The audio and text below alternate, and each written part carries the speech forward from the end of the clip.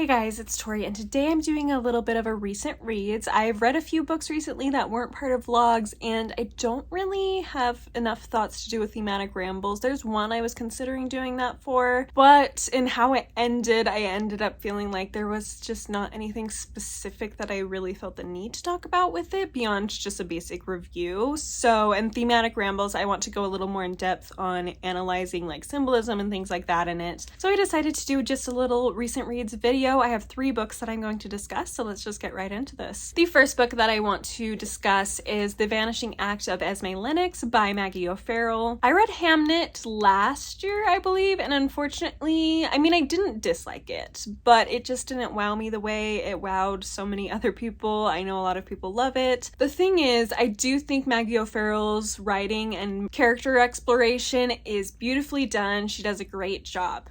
But I just feel like there's just something missing. I think plot-wise, at least in Hamnet, there was something missing for me. There was no real plot twist or anything. It basically was exactly what everybody gave as a synopsis. That was what the book was. Like, it wasn't anything beyond that, and that kind of disappointed me. I also felt like, even with characterization, it was almost deep, but there was just like a slight held back feeling for me where I didn't quite just fall in love with the characters the way I felt like I should. Like, it was almost there.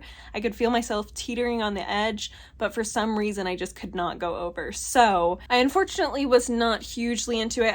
I think I gave it like 4.5 stars. So it wasn't like super low, but I expected it to be a 5-star favorite of the year, and it just wasn't. But in that video, someone recommended this one to me by Maggie O'Farrell and said that she liked it better actually than Hamnet, and that she thought I would like it. So I picked it up a while ago, purchased it, and then I finally was able to read it just barely. And I really enjoyed this a lot. I do think on an enjoyment level, I did like it better than Hamnet. I do feel like you can tell Hamnet was written later because I feel like the craftsmanship in that one is improved. Like, you can tell the difference. I gave this one 4 stars as well, and a lot of that had to do with, I guess, a few different things. First of all, I felt like the ending, while it made sense and it worked, in some ways it felt, I don't know how to feel about it. I feel like it wasn't a bad ending. I didn't hate it, but I do wish this story had gone in a slightly different direction. I feel like that was an ending that still made sense for the characters, but I just feel like it could have been done in a more interesting way.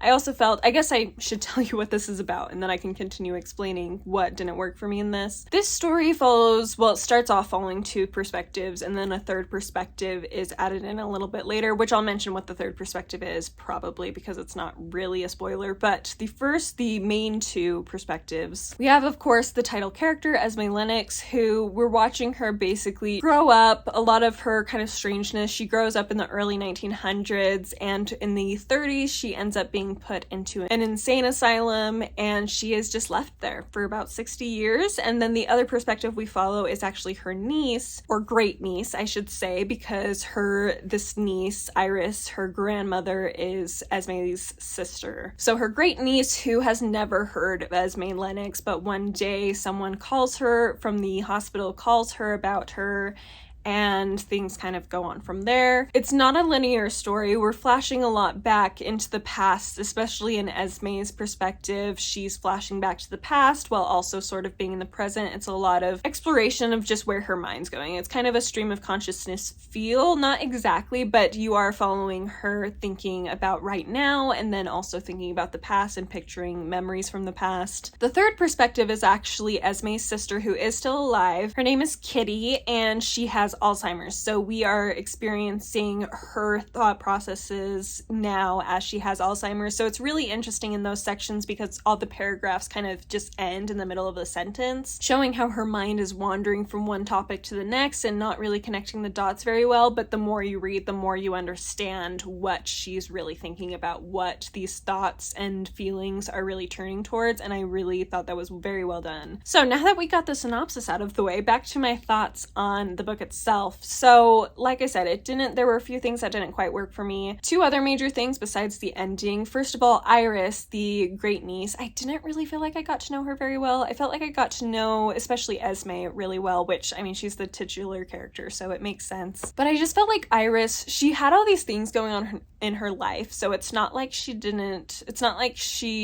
nothing was happening with her, but I just felt like those things weren't explored enough to help me really know Iris. I feel like she was just kind of living a whatever lifestyle, and I didn't really get to experience like why and what her thought processes were, and honestly her subplots were just not all that interesting. So I mean, they were just in and of themselves, they were very kind of dramatic things going on, but it was just like I didn't feel like it made sense for the story. Like, why is this even in here, basically? Like, it just didn't feel necessary.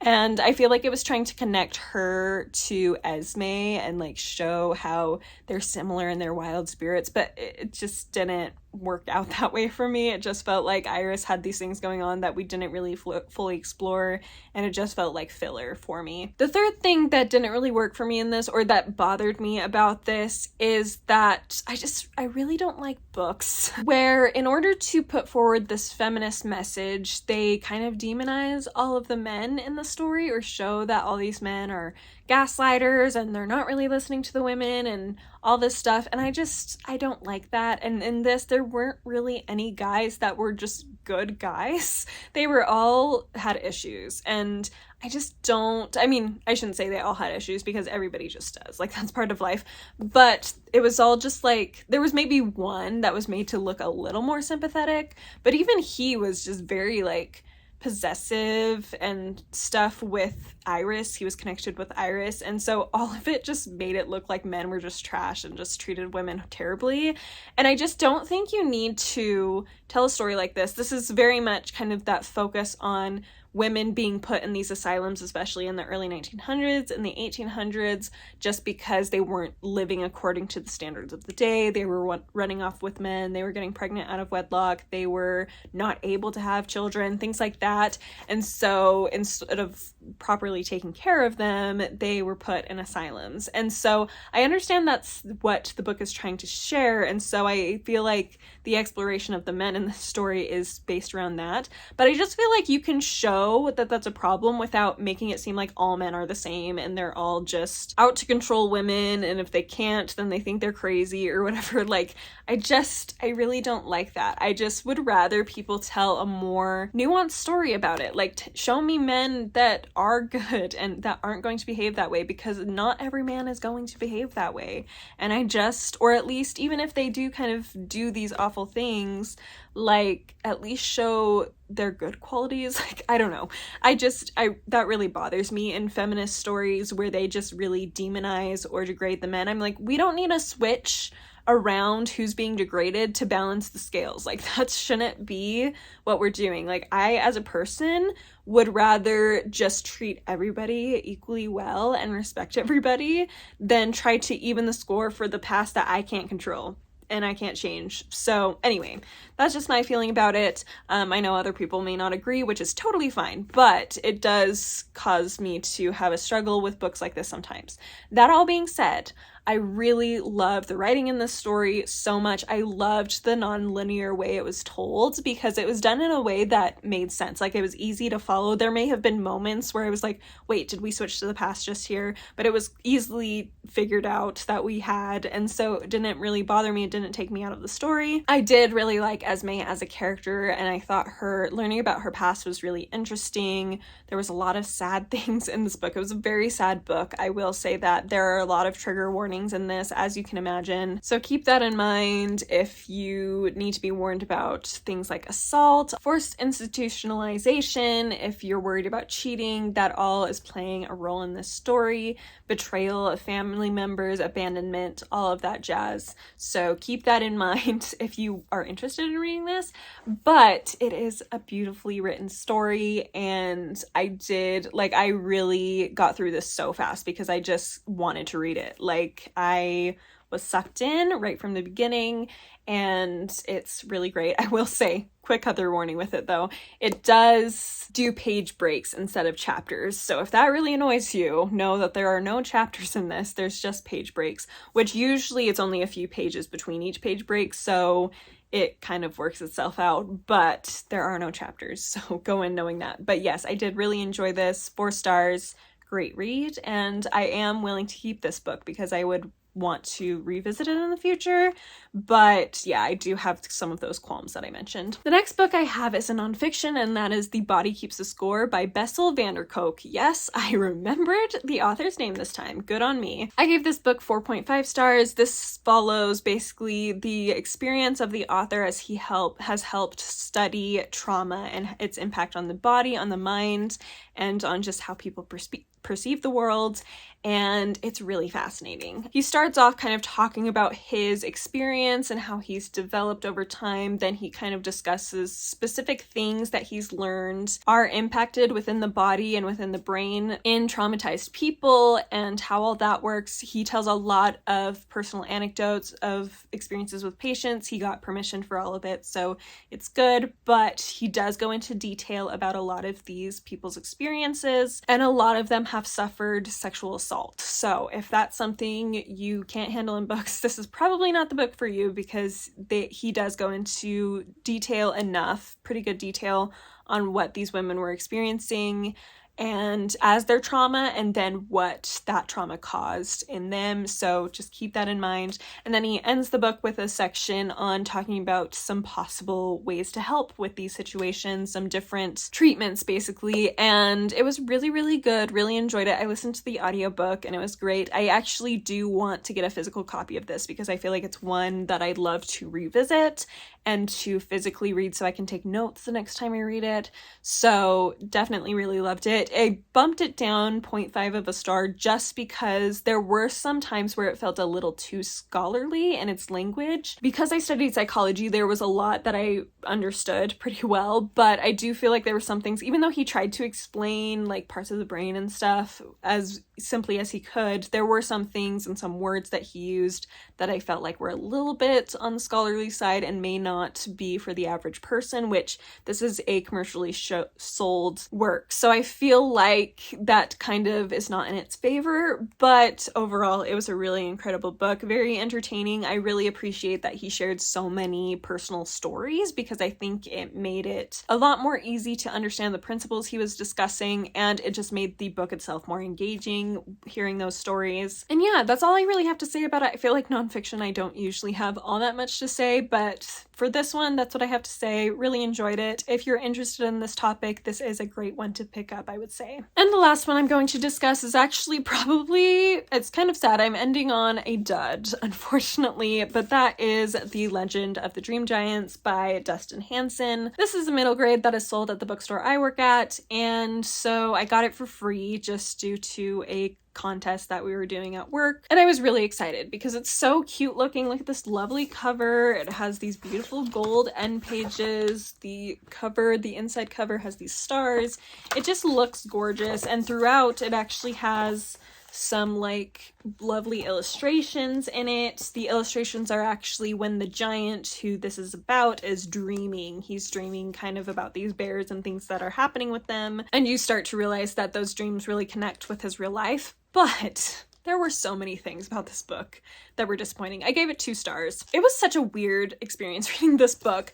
I started off, so basically this book is about this giant named Berg, I'm pretty sure. Yes, named Berg, and basically he's just mistreated by all the people. Everybody thinks he's evil because he's a giant and they're all scared of him, and so they attack him every time he goes into different villages and stuff, and he's just very lonely. He lost his mom somehow, we don't really know how, until later on in the book. We get a little bit more clarity, but still not 100%. Anyway, so really it's really sad, especially for a middle grade. Like the whole time he's just being treated terribly, and it's just really, yeah, really sad. Of course, there is a young girl, as you can see based on the cover, that shows up and is kind to him, of course. But some issues I had with this, first of all, it's a middle grade story for sure, but I really struggled to know what specific age I would recommend this for, because I feel like the story itself is actually really simple. Like it's very much the kind of story that would be in a picture book. So I'd probably recommend this for like a 7, 8, 9-year-old, but some of the language is complex enough. Like, he uses the word acrid a lot. It's his favorite word, apparently. And I feel like words like that would be more for like a 12-year-old. So that was just a weird experience because I felt like I was reading a very simplistic story,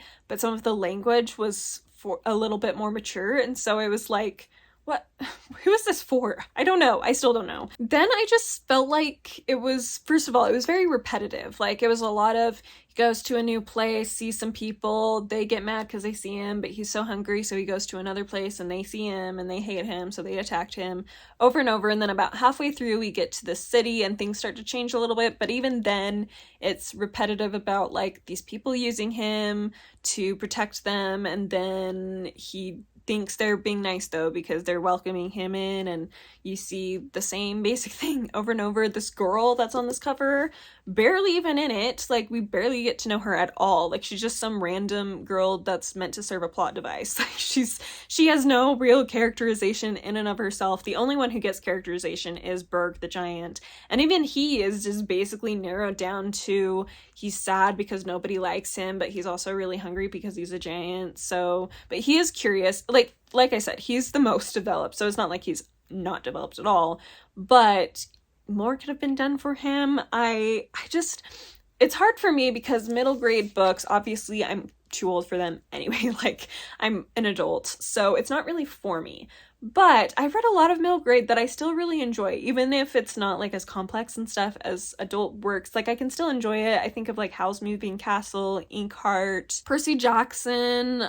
Yeah, just a lot of those books that I'm like, I read as an adult. The Girl Who Drank the Moon, I read as an adult and I still really like them. Even a couple of them that I've read for the first time as an adult, and I still find them charming and I think they're great. And this one, I'm sure it will speak to some child who just feels alone, but it was confusing as all get out. The world building was not even existent. Like, I did not understand the magic in this book. I didn't understand how the resolution even happened. I feel like it just kind of like wrapped up and it was like, oh, and then they accepted him and it was good. And it was like, but no, that doesn't make sense for what's been going on. As you could probably guess by the title, dreams are a big part of this, and I still to this day just don't understand why the dreams are so important. Like, I get it on some level, but it just felt like it was just kind of like, dreams are pretty, so I'm going to add them to this story somehow, and it just didn't really all connect very well, frankly.